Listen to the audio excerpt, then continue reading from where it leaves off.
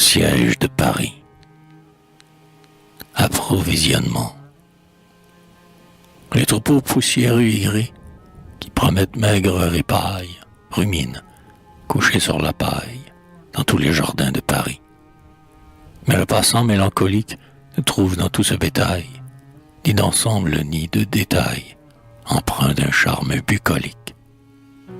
Ces grands bœufs aux gens peu frugaux font rêver des repas d'Homère, et cet agneau tête en sa mère n'est qu'un avenir de gigot. Ils ont faim et froid, ils sont mornes, l'un contre l'autre à coquiner. Ils ont des airs de condamnés et baissent tristement leurs cornes. Le pourceau dormant au soleil frémit au contact d'une mouche, dont l'ardent aiguillon le touche et le fait geindre en son sommeil. Et dans leur clôture de planche, il semble, pauvres animaux, savoir qu'au bout de tous ces mots, ils seront mangés par éclanche.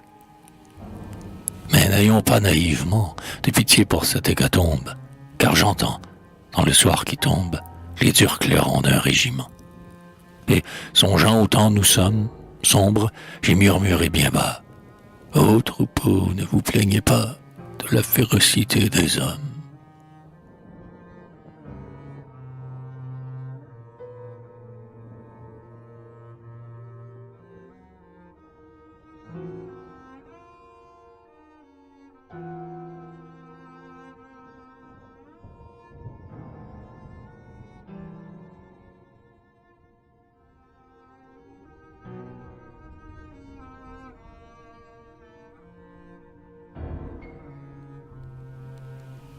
Voiture d'ambulance. L'été, sous la claire nuit bleue, galopant le long des moissons, les omnibus de la banlieue rentraient le soir, pleins de chansons. Les grisettes sur ces voitures grimpaient avec les calicots. On avait mangé des fritures et cueilli des coquelicots. Les moustaches frôlaient les joues, car dans l'ombre on peut tout oser. Le bruit des grelots et des roues, étouffant le bruit d'un baiser. Et l'on revenait sous les branches, de Boulogne ou de Charenton, les bras noirs sur les tailles blanches, tout en jouant du mirliton. Or j'ai revu ces voiturées, mais non plus telles que jadis, par les amusantes soirées, des dimanches et des lundis. Le drapeau blanc de l'ambulance pendait, morne, auprès du cocher, ces tout petits pas, en silence, que leurs chevaux devaient marcher. Elles glissaient comme des ombres, et les passants, horreur saisis, voyaient par les portières sombres passer des canons de fusil. Ceux de la bataille dernière revenaient là, tristes et lents, et l'on souffrait à chaque ornière qui secouait leur front ballant. Ils ont fait à peine 2 lieues, ces ironiques omnibus, pleins de blessés aux vestes bleues, qu'ensanglanta l'éclat de but. Ce convoi de coucous qui passe semble nous faire réfléchir à l'étroitesse de l'espace qui nous reste encore pour mourir. Et, malgré mes pleurs de souffrance, j'ai pu lire sur leurs panneaux le nom des frontières de France. Courbevoie, Asnières, Puteaux.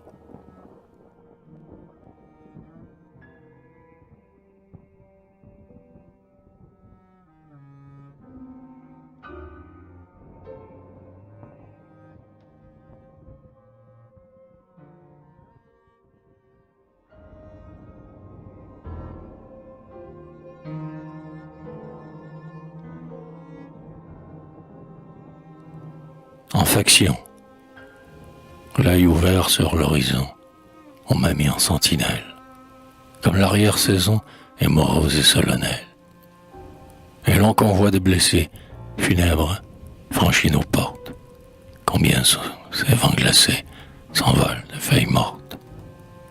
On a vaincu cependant, mais nos pertes sont trop sûres. Pourquoi ce soir l'Occident saigne-t-il par 20 blessures? Dans tes vieux murs, ô Paris, nous tiendrons, forts et fidèles, qu'il fait mal, dans ce ciel gris, le départ des hirondelles.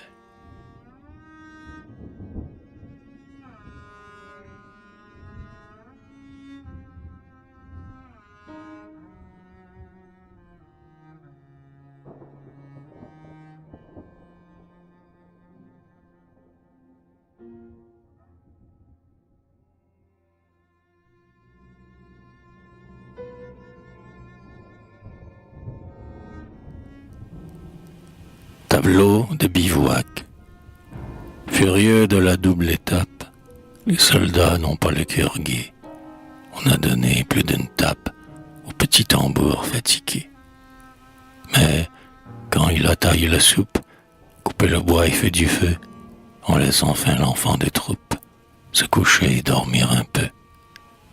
Les vétérans sont là, farouches, à ce bivouac qu'on veut briller. Et d'un sac rempli de cartouches, l'enfant s'est fait un oreiller. Le sac est si gonflé qu'il crève. La poudre à terre se répand. Mais l'orphelin sommeille et rêve, à 3 pas du foyer flambant. Rien qu'une étincelle, une seule, tout est dit, cela fait frémir. Comme une vigilante aïeule, la mort le regarde dormir. Mais non, lorsque par les espaces, l'hirondelle fuyant l'hiver, repose un peu ses ailes lasses sur l'onde en cours de la mer. La lame énorme dont la chute pourrait écraser un vaisseau offre un repos d'1 minute à la fatigue de l'oiseau.